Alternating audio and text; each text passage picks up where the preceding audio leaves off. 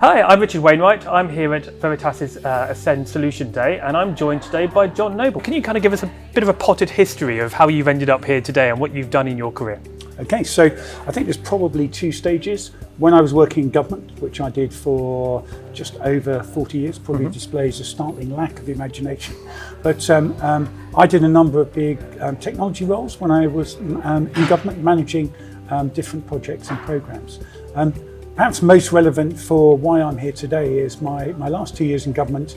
I was at the National Cybersecurity Centre when we were creating the centre at the beginning, and I was the Director of Incident Management. Fantastic. So perhaps we could just start a little bit about, probably one of the big instances in your career, which is when the NHS was hit by the WannaCry ransomware. Could you kind of talk through, why that was so bad and why organisations like the NHS were impacted so badly by it? People worked phenomenally hard during WannaCry, and there was some really good stuff happened. And I feel, for example, the collaboration between the private sector and the NHS was absolutely phenomenal. The response, many companies, and I'm sure Veritas would have gone to go and help.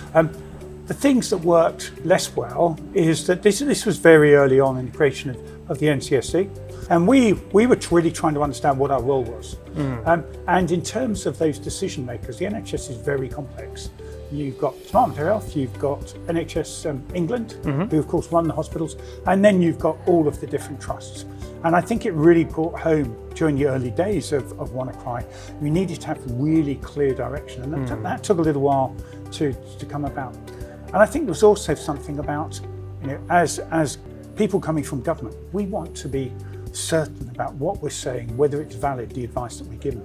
And of course, as we'll go on to discuss, during cyber incidents, it takes a while to get that understanding. So I think in the early days, we were really slow to share with people what advice they should be doing.